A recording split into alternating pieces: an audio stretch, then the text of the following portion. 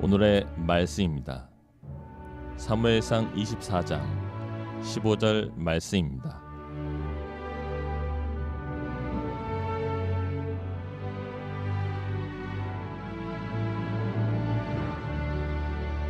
그런즉 여호와께서 재판장이 되어 나와 왕 사이에 심판하사 나의 사정을 살펴 억울함을 풀어주시고 나를 왕의 손에서 건지시기.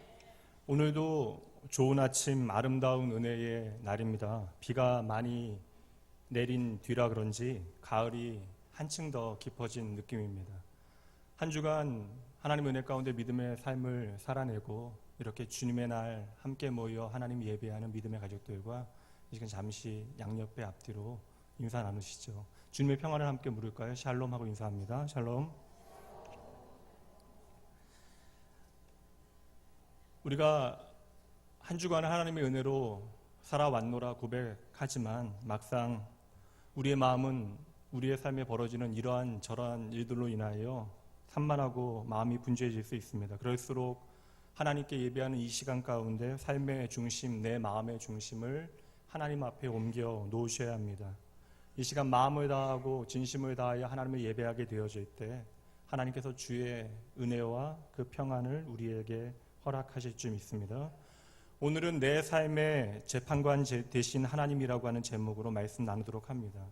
우리가 지난 주일에 나눈 말씀의 주제가 나의 억울함을 풀어주시는 하나님이었으니 어찌 보면 오늘의 말씀은 지난주 말씀의 이부격에 해당되어지는 말씀일 수 있습니다. 강남의 어느 건물을 이른 아침 지나가게 되어졌는데요. 외국인들이 335 함께 모여 있습니다. 알고 보니까 대형 유명 연예 기획사 앞에서 문이 열리기를 그 외국인들이 기다리고 있었던 거예요. 요사이 한류 열풍이 너무나 거셉니다. 한류 열풍의 전초기지였던 아시아뿐만 아니라 이제는 지구 반대편의 남미와 유럽에서도 그 열기가 참으로 뜨겁다라는 이야기를 전해들어요. 얼마 전에는 한국의 아이돌 그룹이 UN 총회에서 연설하는 일까지 생겨났으니 예상치 못한 이러한 기현상이 여하튼 어찌 보면 참으로 놀랍고 우리에게는 기분 좋은 일입니다. 요사이 한국 드라마의 해외 판매뿐만 아니라 리메이크 판권 계약이 본물 이루고 있다라는 기사를 읽었는데요. 심지어 미국에서도 한국 드라마를 리메이크 한다라고 이야기하니 격세지감입니다. 이야기가 좀 거창했는데 여러분들 드라마 좋아하시나요? 신기하게 주일날 예배에만 오시면 드라마를 안 좋아하시는 것처럼 어떤 분은 좋아하는 드라마 놓치지 않기 위해서 알람 맞춰 놓으시고 그렇게 기다리신다고 이야기하던데 그런 분들 가을 전도 축제 더 블레싱을 위한 369 기도 모임에는 얼마나 알람을 해 놓으셨는지 모르겠어요. 여러분 보통 드라마에서 전형적으로 자주 다루어지는 어떠한 그런 패턴이 있어요. 구조가 있습니다. 자주 나오는 장면이 무엇이죠? 주인공도 바뀌고 스토리도 바뀌지만 그 패턴은 언제나 착한 주인공이 표독스럽고 시샘 많은 조연에게 일방적으로 당하는 모양이 펼쳐지죠. 너무나 뻔한 구조이지만 드라마를 보는 동안에 시청자들은 착한 주인공과 한편이 되어져서 애를 태우고 함께 안타까워하고 함께 가슴 아파합니다. 어찌 보면 사실이 아닌 드라마에 몰입하는 우리의 마음속에는 나름의 억울함이라고 하는 이유가 잠재되어져 있는 것은 아닌가 생각해 봤습니다. 그렇게 드라마 속에 불의하고 억울한 일에 우리는 쉽게 흥분하며 그 악한 조연을 향해서 험한 말들을 내뱉으면서 우리는 드라마를 보게 되어지는 것이죠. 그래서 어떠한 분 말씀대로 나쁜 놈 욕하기 위해서 드라마 본다라고 하는 말도 일면 이해가 갑니다.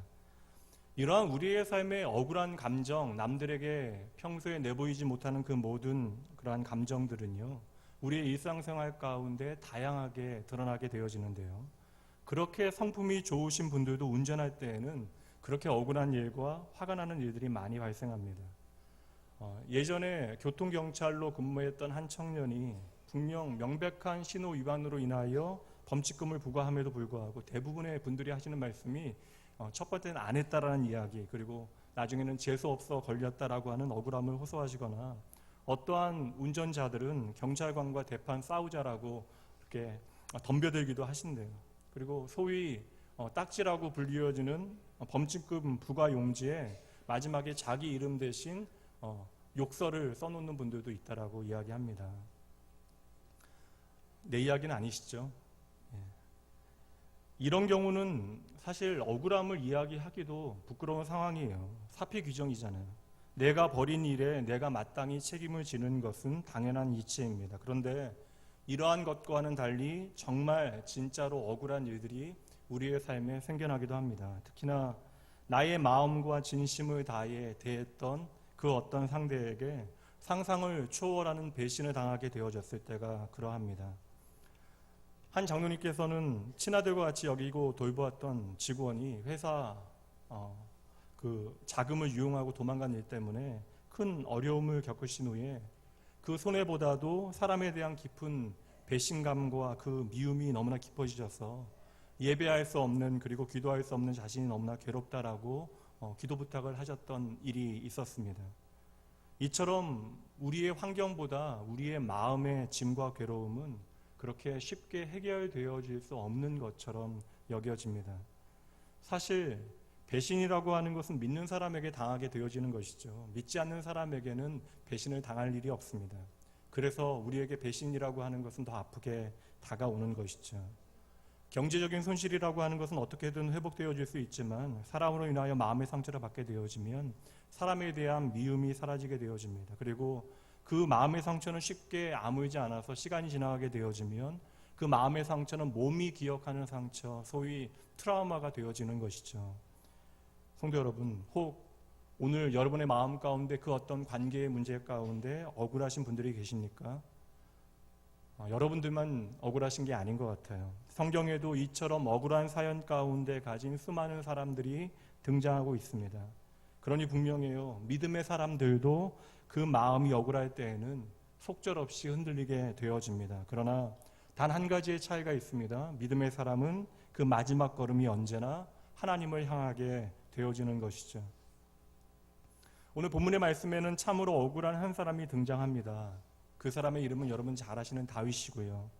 다윗은 그가 충성스럽게 섬겼던 사울 왕에게 끝없이 살해 위협을 받게 되어졌고, 그는 아무런 영문도 모른 채로 자기를 죽이려고 하는 자신의 왕이자 자신의 장인을 피해서 끝없이 광야로 도망가야만 했습니다. 그러다 어느 날 다윗이 엔게디 광야에 숨어 있다라고 하는 정보를 입수하게 되어진 사울은요, 3,000명이나 되는 군사를 동원하여 군사를 이끌고 다윗을 추격하기 시작합니다. 그렇게 사울이 살기등등하게 다윗을 찾아 헤매며 다니다가 돌연 복통을 일으키게 되어지고 급한 일을 보기 위하여 한 굴 안으로 들어오게 되어지는데요. 그 말씀이 앞에 있는 3절 말씀에 나옵니다. 제가 읽습니다. 길가 양의 우리에 이른즉 굴이 있는지라 사울이 뒤를 보러 들어가니라. 다윗과 그의 사람들이 그 굴 깊은 곳에 있더니. 점심시간을 앞두고 있으니 제가 자세한 상황 설명은 따로 하지 않겠습니다. 여기서 뒤를 보러 들어갔다라고 하는 표현은요, 우리식으로 이야기하면 볼일 보러 간다라고 하는 표현과 같은 표현이기도 해요. 쉽게 이야기해서 그 상황이 어떠한 상황인가는 여러분 상상하실 필요 없고요. 지금 상황은 무엇이냐면 무기를 들고 있었던 사울이 스스로 무장을 해제하고 무방비 상태가 되어졌다는 것입니다. 지금 잠시이지만 그 한 동굴 안에서 기가 막힌 역전극이 펼쳐지고 있었던 것이죠. 다윗을 죽이기 위하여 사울은 무기를 가지고 다윗을 쫓아오고 있었는데 지금 사울은 스스로 그 모든 무기를 내려놓고 힘없는 모습으로 다윗에게 자신의 뒤를 내주고 있는 것입니다. 다윗과 다윗의 뒤를 따르는 모든 사람들은 사울의 이러한 모습을 같이 확인하게 되어지죠. 그리고 이 순간이 하나님께서 다윗에게 주신 황금 같은 기회라고 그들은 확신합니다. 그리고 지극히 논리적이며 합리적인 말로 그 모든 사람들이 다윗을 설득하기 시작해요. 지금이 바로 하나님께서 우리에게 주신 천후의 기회입니다. 하필 그 많은 동굴 가운데 사울이 여기로 들어온 게 그저 우연이겠습니까? 이게 다 하나님의 계획하신 일이라고 하는 증거가 아니겠습니까? 지금이 아니면 기회가 없을 것입니다. 그러니 당장 칼을 뽑아 원수를 갚으십시오. 성경은 다윗의 마음에 대하여 그 감정에 대해서 우리에게 말해주지 않기에 그 다윗의 심중을 다 헤아릴 수 없지만 여러분, 인생이란 게 별반 차이가 없는 거예요. 사람의 본성이란 거진 비슷한 것입니다. 왜 다윗이라고 해서 그 미치광이 사울을 처단하고 싶은 마음이 없었겠습니까? 게다가 여러분, 지금 다윗의 부하들이 하는 모든 말들은 구구절절 다 맞는 말들입니다.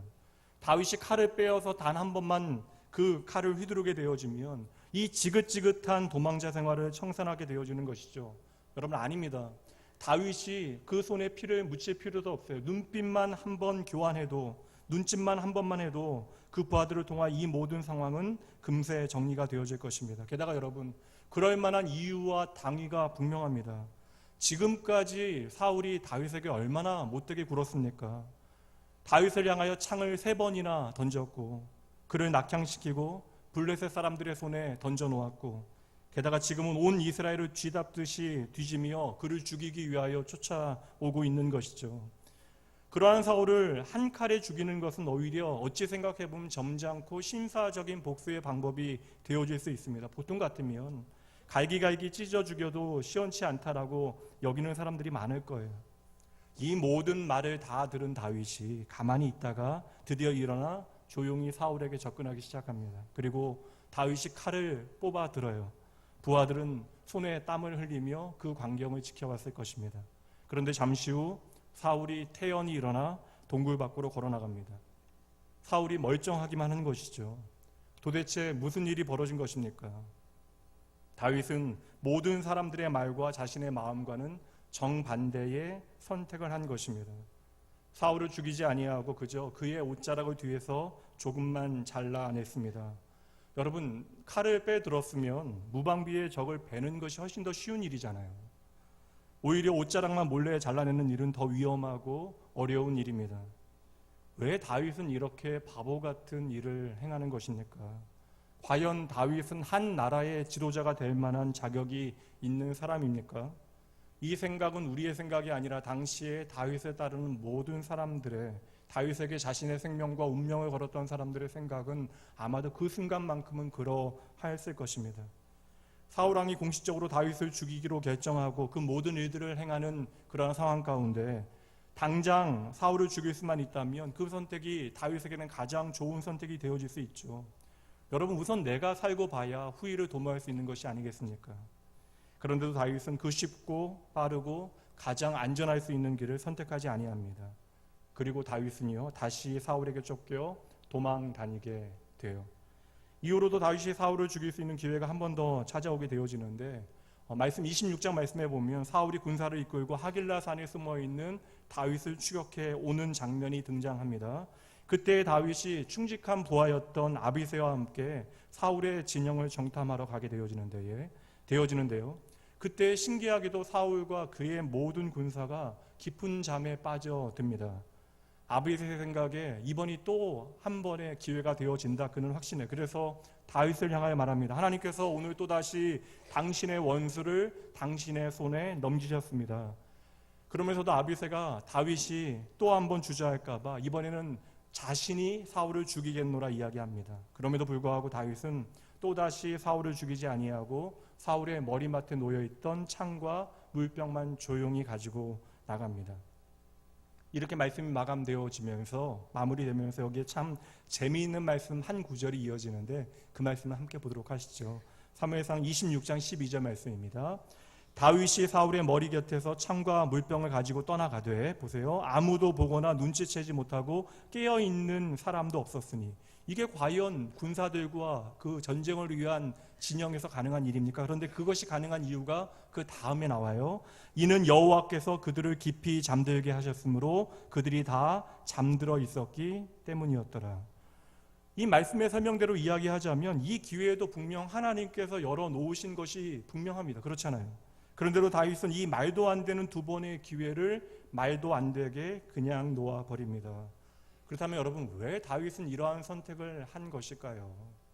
다윗이 원체 겁쟁이, 쫄보라 그런 것일까요? 거의 대부분의 사람들은 다윗의 주변 사람들처럼 이 모든 상황을 하나님께서 내게 주신 나의 모든 원소와 억울함을 풀 수 있는 기회로 생각할 것입니다. 여러분, 한번 생각해 보세요. 이러한 상황 가운데 내 자신을 놓지 않는다 할지라도 누군가 길을 쓰고 나를 향하여 달려온다면 일단은 우리가 도망가겠죠. 그리고 우리가 만약에 궁지로 몰리게 되어지면 우리가 혹 다칠지라도 그와 맞서 싸우는 것이 인간의 본능입니다. 그래서 궁지에 처하게 되어지면 쥐도 우선 고양이를 물게 되어지는 것이고 지렁이도 밟으면 하지 말라고 꿈틀거리는 것이죠. 여러분, 우리가 아는 다윗은 겁쟁이가 아닙니다. 다윗이 누구입니까? 어린 소년일 때, 목동일 때 사자와 곰과 싸워 이기잖아요. 그리고 열심히 연습한 물맷돌 하나로 골리앗을 무너뜨린 것이 바로 다윗이고 그 모든 전쟁에서 백전백승하였던 장수가 바로 다윗이 아닙니까? 아마 모르면 몰라도요, 안시성의 양만춘 장군보다 훨씬 더 잘 싸웠을 거예요. 그런데 다윗은 비참하게 도망다니고 또 도망다니고 있습니다. 심지어 그 비참한 현실을 단 한 번에 끝낼 수 있는 기회가 번번이 찾아왔음에도 불구하고 다윗은 그냥 그 모든 기회를 날려버렸던 것이죠. 그래서 끝이 좋으면 좋은데 여러분, 결과도 좋지 않아요. 사울이 변하지 않기 때문에 그러합니다. 여러분, 항상 드리는 말씀입니다. 우리가 말씀을 보면서 아무리 봐도 내가 하나님을 믿지만 하나님의 뜻이 무엇인지 내 생각과 내 경험과 내 상식에 다르게 여겨진다면 거기에 보통은 하나님의 뜻과 하나님의 마음이 담겨 있는 경우가 많이 있습니다. 그러면 우리가 그곳에서 잠시라도 멈추어 우리를 향하신 하나님의 마음이 무엇인지 살펴봐야 하는 것이죠. 오늘 말씀의 결론은 무엇입니까? 결국 다윗이 왜 하나님의 마음에 합한 사람인가를 우리에게 보여주고 있는 것입니다. 하나님께서는 이 사건을 통하여 하나님의 마음에 합한 사람, 하나님께서 기뻐하시는 인생이 그의 삶 가운데 어떠한 선택을 하여야 하는가를 우리에게 친히 보여주시는 것이죠. 그러니까 하나님께서는 지금 다윗을 통하여 사울을 죽이시기 위하여 사울의 배를 아프게 하시어 다윗이 숨은 굴 속에 들어오게 하시고 다윗이 정탐할 때에 사울과 모든 군대가 깊은 잠에 빠져들게 하신 것이 아니라 지금 다윗을 통하여 하나님 아버지께서 어떠한 분이신가를 다윗과 함께하는 사람들, 그리고 오늘의 저와 여러분에게 친히 알려주시는 것입니다. 다윗이 억울함을 풀 수 있는 그 기회 갚을, 원수 갚을 기회를 포기한 이유는 단 한 가지예요. 다윗이 무엇이라고 이야기했죠? 하나님께서 기름 부어 세우신 자를 내 손으로 죽이는 것은 하나님이 보시기에 옳은 일이 아닙니다라고 이야기합니다. 다윗은 내가 보기에라고 이야기하지 않고 하나님의 보시기에라고 말하는 것이죠. 적어도 다윗의 삶의 기준은 무엇입니까? 그의 선택의 원칙이 무엇이에요? 먼저 나의 시선과 나의 가치를 이야기하는 것이 아니라, 나의 유익을 이야기하는 것이 아니라 하나님의 시선과 하나님의 가치와 하나님의 유익과 하나님의 영광을 그는 먼저 이야기하고 있는 것이죠. 그래, 오늘 이 다윗의 말을 우리에게 적용할 수 있도록 일반화한다면 원수 갚는 일은 나의 몫이 아니라 하나님의 몫임을 기억해야 하는 것입니다. 성도 여러분, 지금 다윗은 사울이 불쌍해서 그를 놓아준 것이 아닙니다. 그동안 미운 정, 고운 정 다 쌓여서 참아 죽이지 못한 것도 아니죠. 다윗이 사울에게 보복하지 않은 단 하나의 이유는요, 바로 하나님 때문입니다. 다윗은 하나님의 심판을 믿었습니다. 다윗이 믿는 공의로운 하나님께서는 억울한 자의 모든 누명을 반드시 풀어주시고 악한 자를 벌하시며 무죄한 자를 언제나 변호해 주시고 악인은 반드시 심판하신다라고 하는 사실을 믿었던 것입니다. 원수에게 원수지고 원수를 갚고 싶어 하지 않을 사람이 어디 있겠어요. 억울함을 풀고 원수 갚고자 하는 것은 사람의 본능입니다. 다만 우리가 원수를 갚지 않는 이유는 무엇입니까? 두 가지 이유죠. 우리에게 힘이 없기 때문이고 우리에게 기회가 찾아오지 않았기 때문에 그러한 것입니다. 그러나 오늘 다윗은요, 사울을 죽일 수 있는 기회와 그에게 힘이 있음에도 불구하고 그 스스로 그 모든 원한과 억울함을 풀어내지 않아요. 갚아내지 않습니다.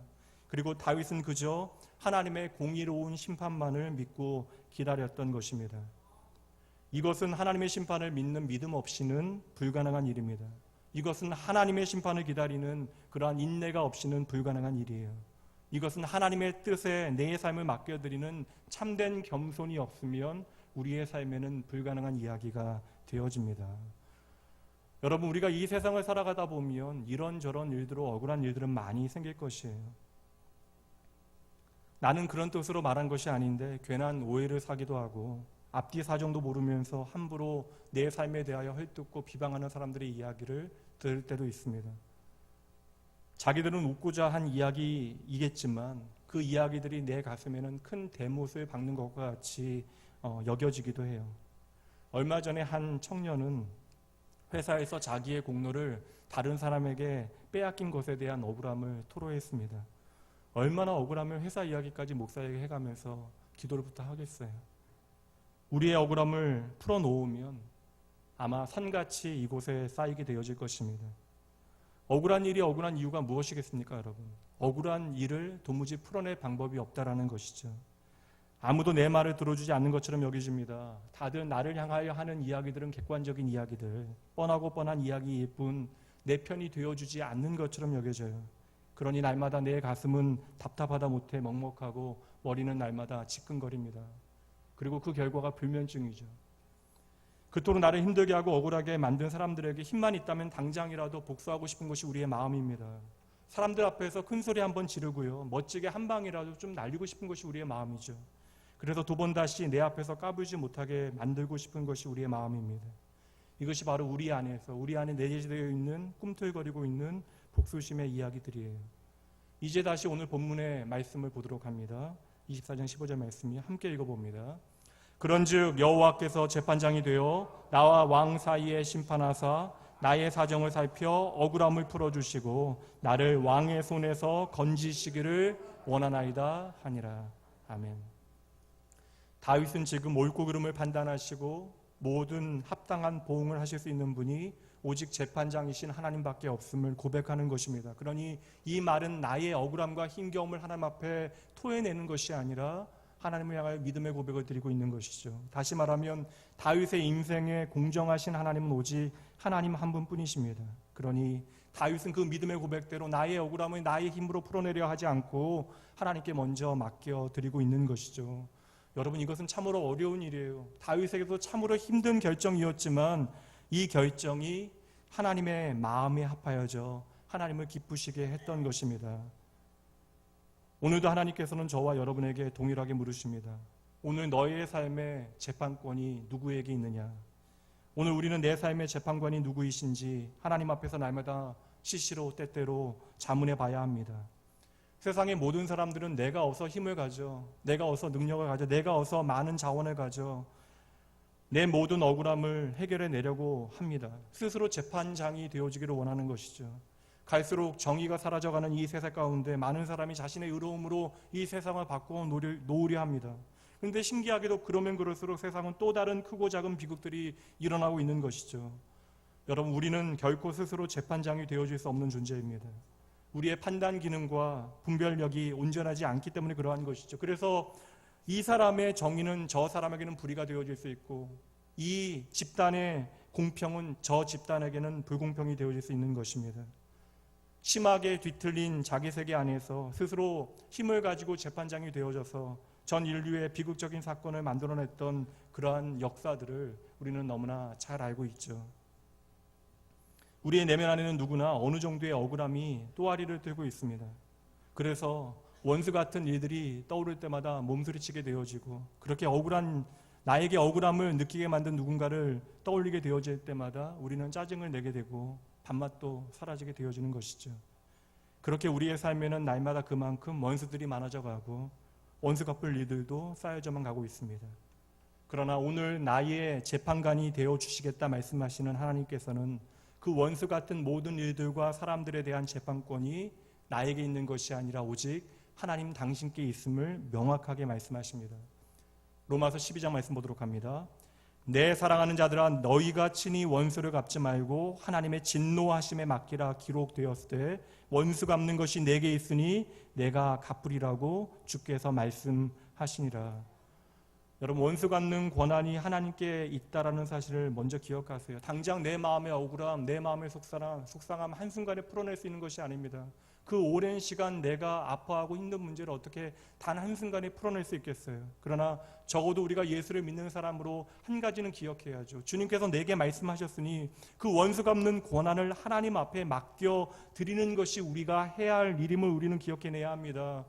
그리고 그 안에서 우리는 자유를 경험해야 하는 것이죠. 이것이 복수를 위한 최고의 길이고 최선의 방법이 되어지는 것입니다. 그러니 하나님께서는 오늘도 내 마음을 다하시고 우리를 찾아오셔서 너의 인생의 궁극적인 재판장이 누구이시냐라고 묻고 계시는 것입니다. 성도 여러분, 하나님께서는 이 시대에도 다윗과 같이 내 인생을, 심지어 내 인생의 원수까지도 하나님 앞에 온전히 맡겨드리는 믿음의 사람들을 찾고 계심을 여러분 반드시 기억하셔야 합니다. 여러분, 분명 오늘 본문의 말씀이요, 내게 힘겹게 와닿는 분들 계실 거예요. 내 마음에 원한이 계속 쌓여 누군가를 용서하지 못한 분들, 그 용서하지 못하는 것도 내 마음의 괴로움인데 오늘 이러한 말씀이 내게 너무나 벅찬 말씀으로 들려질 수도 있습니다. 나도 이 모든 원한을 하나님 앞에 맡겨드리면 좋겠는데 내 마음 안에 드는 생각들이 있잖아요.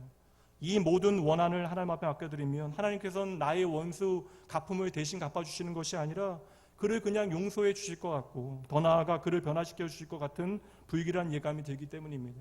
예전에 피스메이커라고 하는 그 독서 모임에서 한 성도님께서 10년 동안 자신을 너무나 괴롭혔던 한 사람에 대한 미움을 이야기하시면서 제 두려운 게 그거였대요. 그 사람이 예수를 믿게 되어질까 봐 두려웠대요. 하나님께서 그를 용서해 주시고 그를 변화시키면 내 마음이 더 억울해질 것만 같습니다. 이러한 마음 때문에 우리는 더더욱 우리의 원한을, 우리의 억울함을 하나님 앞에 맡기지 못하는 것 같아요.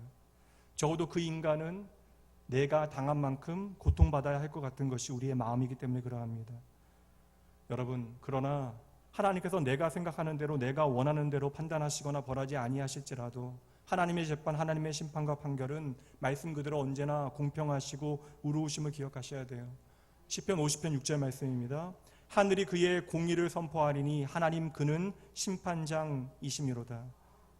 여러분, 우리를 향한 한없이 오래 참으신 하나님께서는 언젠가 공의로운 심판으로 우리 앞에 심판장의 모습으로 서게 되어지실 것입니다.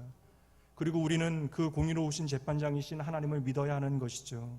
오직 하나님만이 이 세상의 모든 것을 판단하실 수 있는 분임을 우리는 기억해야 하는 거예요. 그러니 여러분, 원수 갚는 것, 우리의 억울함을 풀어내는 것 우리의 일이 아닙니다. 우리가 먼저 해야 할 일은 무엇이에요? 재판장이신 하나님을 믿고 그분을 의지하는 일이죠. 이렇게 생각하시면 어떨까요, 여러분? 당장 내 마음의 크기가 충분하지 않아 내 용량이 그를 받아들이지 못하는 상황이라면 그가 마땅히 하나님의 심판을 받는 것이 마땅하다 여겨지신다면 그냥 맡겨드리세요. 하나님께서 적당한 시기에 봐서 손봐주실 것이라고 생각하시고 내가 손봐주기 위하여 안달하지 마십시오. 오늘 하나님께서 말씀하시잖아요. 인간의 선악간의 모든 행위를 갚아주시는 분이 바로 판단하시는 분이 하나님이심을 하나님께서 선언하십니다. 그러니 여러분, 내가 이 모든 것들을 갚아내고 풀어내려고 하는 것은 하나님의 주권을 인정하지 않는 거예요. 여러분, 죄의 본질이 무엇입니까? 어떠한 결과입니까? 그것은 현상이잖아요. 죄의 본질은 무엇입니까? 결국 하나님을 떠나 내가 내 삶의 주인 되어지는 것, 내 삶에 하나님의 주권을 인정하지 않는 것, 그것이 바로 죄의 본질입니다. 당장 나는 10대를 맞았어요. 내 마음이 유쾌해지기 위해서는 그를 20대는 때려줘야 합니다. 적어도 여러분, 10대는 때려야 내 마음이 조금은 풀릴 것 같은데 하나님께서는 뭐라고 얘기하세요? 나에게 다 맡겨라 라고 이야기하시고 그를 용서하래요. 그리고 그를 위하여 기도해 주래요. 참 어렵죠. 이런 말씀을 하시는 하나님 어떠세요? 오늘 내 마음이 조금 넉넉한 상황이면 내가 그냥 이 말씀 그냥 아멘하고 넘어가겠는데 내가 너무나 억울해요. 내가 믿었던 사람에게 배신당하여 이 아픔을 도무지 참아낼 방법이 없습니다. 이 마음의 상처가 나의 몸의 상처로 나를 힘들게 날마다 만들어요. 그런데 그를 용서하라는 말씀, 그를 위해서 기도해 주라는 주님의 말씀이 우리에게는 어떻게 들려지겠습니까? 죄송합니다. 그런 이 말씀 앞에서 우리의 감정은 미쳐버리는 거예요. 그런데 주님 말씀 들어보세요. 마태복음 6장입니다. 너희가 사람의 잘못을 용서하지 아니하면 너희 아버지께서도 너희의 잘못을 용서하지 아니하시리라. 근데 여러분, 하나님이 이러한 분이십니까? 우리가 무언가를 잘했기에 우리를 구원하셨어요? 이 자리에 있는 여러분, 하나님을 예배할 수 있는 이유가 남들보다, 세상에 하나님을 모르는 분들보다 조금 더 선하고 아름답게 여러분의 삶을 살아내셨기에 오늘 이 시간 하나님을 예배할 수 있는 것입니까? 아니잖아요. 우리가 용서하였기에 하나님의 용서를 누릴 수 있게 되어진 거예요? 아니잖아요. 그렇다면 이 말씀은 어떠한 의미가 담겨져 있겠습니까? 왜 하나님께서는 이러한 말씀을 우리에게 하시는 거예요? 하나님의 시선은 지금 하나님의 자녀된 저와 여러분을 향하고 있잖아요. 하나님께서는 저와 여러분이 주 안에서 하나님의 참된 평안을 누리길 원하십니다. 그리고 예수 그리스도를 통하여 우리에게 허락하신 그 죄 용서의 기쁨, 그 죄사함의 은혜를 풍성히 누리길 원하시는 것이죠. 그러나 우리가 예수 그리스도의 십자가를 잃어버리게 되어지면, 그 죄사함의 은총을 잃어버리게 되어지면 어느새 우리의 삶에 하나님의 평안은 흔적도 없이 사라지게 되어지기 때문입니다. 내게 힘이 생겨요. 원수를 갚아보세요. 그러면 내 마음에 참된 평안이 찾아옵니까? 어느새 하나님의 평강이 사라져버린 내 삶의 척박함을 우리는 직면하게 되어지는 것이죠. 그래서 하나님께서는 억울함으로 내 가슴이 터질 것 같은 그러한 순간에 나에게 찾아오셔서 나를 향하여 이렇게 말씀하시는 것입니다. 얘야, 나만 보면 안 되겠니? 오늘도 의로우신 재판장이 되셔서 나를 찾아오신 하나님의 이 말씀에 저와 여러분의 완악한 마음이, 그 억울한 심정이 녹아내리게 되어짐을 믿으시기 바랍니다. 여러분, 적어도 세상의 다른 일들에 대해서 우리의 마음을 넓힐 수는 없지만 내 마음을 아시는 하나님에 대하여 믿는 것이 우리의 믿음이잖아요. 결국 끝내 용서하지 못하는 억울하게 원통한 마음은 나를 상하게 하는 것입니다. 그러니 우리의 하늘 아버지께서는 복수심과 비통함에 불타는 마음에서 저와 여러분을 자유하게 하시기 위하여 오늘 저와 여러분의 삶 가운데 재판장이 되어 주시겠다 약속해 주시는 것이죠. 그러므로 여러분, 기억하셔야 돼요. 믿으셔야 합니다. 하나님께서는 내가 할 수 있는 것보다 더 공정하게 판단하시고 더 철저하게 갚으실 것입니다. 그러니 우리가 스스로 재판장이 되어지지 아니하고 우리 인생의 궁극적인 마지막 재판권을 하나님 앞에 옮겨드리기만 하면 우리는 나를 구원하시는, 나를 회복하시는, 나를 치유하시는 하나님의 축복을 누리게 되어질 것입니다. 하나님께서 오늘 찾아오셔서 하시는 말씀은 단순합니다. 우리의 모든 억울함 하나님께서 풀어주시겠대요. 이 믿음이 우리에게 있으면 내가 어서 왕이 되어 복수하기보다 사울에게 억울한 누명으로 쫓긴다 하더라도 기꺼이 도망 다닐 수 있는 힘이 우리에게 주어지는 것입니다. 다윗은 다른 사람들에게 말하진 않았지만 분명 속으로 되뇌이고 또 되뇌이고 또 되뇌었을 것이에요. 하나님께서 다 아시니 언젠가는 다 풀어주실 거야. 다 갚아주실 거야. 다윗의 인생의 억울함은 이 한 번은 끝나지 않아요. 우리의 인생과 동일합니다. 파도 하나 넘어섰더니 더 큰 파도가 그의 인생에 다가오잖아요. 이번에는 자신의 사랑하는 아들과 가장 아꼈던 친구와 자신의 오른팔 같던 신하에게 배신을 당하게 되어집니다. 이러한 아픔과 슬픔과 억울함과 두려움과 서글픔은요, 우리의 상상을 초월하는 것입니다. 그럼에도 다윗은 칼을 들지 않아요. 그때에도 그냥 도망갑니다. 힘이 없어서가 아니잖아요. 그는 왕이잖아요. 힘과 권력이 내게 있어도 다윗은 그 힘과 권력을 원수 갚는 일에 사용하지 않습니다. 그래서 다윗은 칼을 드는 대신 하나님께 하루에 3번씩 무릎을 꿇고 기도합니다. 가장 괴로울 때에, 가장 억울한 그때에, 원수로부터 가장 두려울 그때에 다윗이 하는 고백이 이것입니다. 시편 55편 16절과 17절입니다. 나는 하나님께 부르짖으리니 여호와께서 나를 구원하시리로다. 저녁과 아침과 정오에 내가 근심하여 탄식하리니 기도하리니 여호와께서 내 소리를 들으시리로다. 아멘. 우리가 세상을 향하여 소리치지 아니하고 나의 억울함과 근심과 두려움을 하나님을 향하여 고백하게 되어질 때 하나님께서는 언제나 나의 기도를, 나의 신음을, 나의 울음을 들으십니다. 여러분 한번 생각해 보세요. 오늘 우리가 마땅히 미워해야 하는 사람, 그 사람을 미워하지 않게 되어진다면 그것이 바로 기적이에요. 그리고 그것이 바로 하나님의 은혜입니다. 하나님께서 당장 우리가 원수를 갚아내는 것으로 역사하지 아니하시고 먼저 우리 마음 안에 있는 모든 미움의 문제, 억울함의 문제, 그 아픔의 문제를 해결해 나가십니다. 우리 안에 있는 미움과 고통과 분노 가운데 결국에는 우리는 발견하게 되어지죠. 나를 도우실 분은 오직 여호와 한 분뿐임을 깨닫게 되어지고 우리는 하나님을 의지하며 하나님을 향하여 나의 시선을 두고 기도하기 시작하는 것입니다. 성도 여러분, 이것이 성도의 삶에 허락하시는 하나님의 은혜입니다. 미워해야 마땅한 사람을 더 이상 미워하지 아니하고 내 마음에서 내려놓는 일, 그 억울함으로 인하여 내 마음의 평안을 잃지 아니하도록 내 마음을 지켜주시는 것, 이것이 바로 오늘 우리가 하나님의 자녀라는 증거가 되어지는 것이죠. 사랑하는 나온교회 성도 여러분, 오늘 여러분의 마음은 어떠하십니까? 여전히 나에게 잘못한 사람, 그 나에게 미움을 심어놓은 사람들을 향하여 그들을 미워하고 그들의 삶을 저주하고 계십니까? 너무나 오랫동안 풀리지 않는 관계의 문제 가운데 힘겨워하고 계세요? 내가 해결해 내기는 참으로 어려운 문제입니다. 그러니 여러분, 이 문제 하나님께 있는 그대로 맡기시죠. 기도로 내려놓으셔야 합니다. 더 이상 혼자 끙끙대며 그 모든 짐을 짊어지지 마시고 다윗처럼 하나님 앞에 나와 그 모든 고통과 분노와 억울함을 하나님 앞에 맡겨드리는 여러분 되셔야 합니다. 우리가 하나님의 판단과 심판을 믿고 모든 것을 맡겨드릴 때 우리는 하나님 앞에 헛된 죄를 짓지 아니하고 하나님이 우리에게 주시는 평안을 누리게 되어지는 것입니다. 이를 위하여 하나님께서는 오늘도 우리의 삶에 찾아오시어 의로운 재판장으로 우리 가운데 일하고 계시는 것입니다. 말씀드렸잖아요. 그러니 성경에 등장하는 모든 하나님의 은혜는 저와 여러분을 향한 하나님의 사랑인 것입니다. 여러분 아세요? 세상에서 가장 억울해야 하는 분이 누구십니까? 예수님이시잖아요. 우리가 믿는 예수님이 세상에서 가장 억울하신 분이십니다.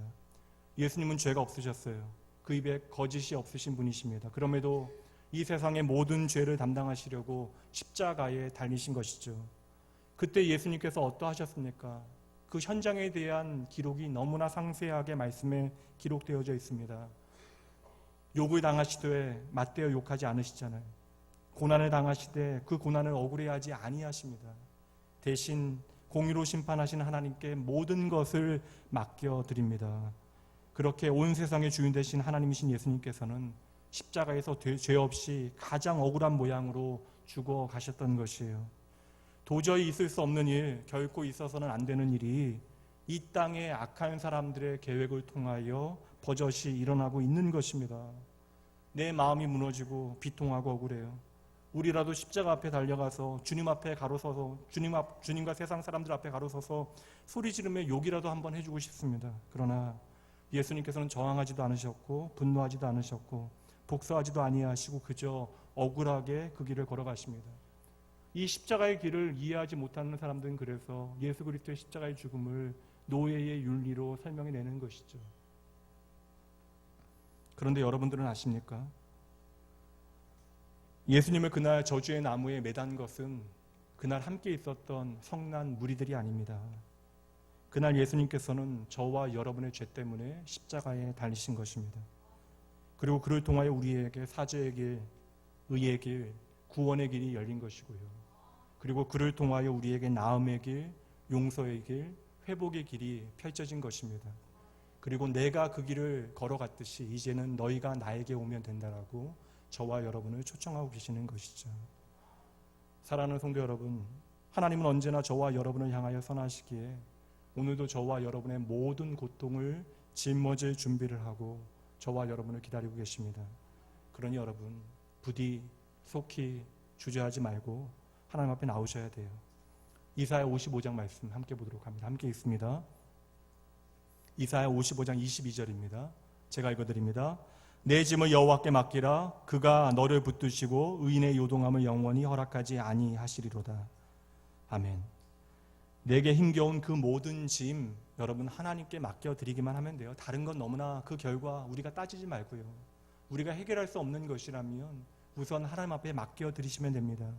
그러면 하나님께서 여러분 붙들어 주시겠대요. 하나님께서 여러분 책임지시겠다 약속하십니다. 더 이상 우리가 억울하게 내 가슴 쥐어짤 필요 없도록 우리의 삶 가운데 일하시겠대요. 그러니 어제도 오늘도 내일도 우리가 믿을 대상은 오직 하나님뿐입니다. 하나님께 간절히 구하게 되어질 때 주님의 피 묻은 그 손이, 그 따뜻한 손길이 여러분을 만져 주실 것입니다. 아무리 억울하여 내 마음이 죽게 되어졌을 그때에도 기꺼이 나를 위하여 가장 억울한 길을 걸어가 주신 십자가의 주님을 기억해 내셔야 돼요. 그 주님께서는 오늘도 저와 여러분을 향하여 말씀하십니다. 억울할 때 나를 바라보렴. 이 시간 그 하나님 기억하면서 함께 찬양하도록 합니다.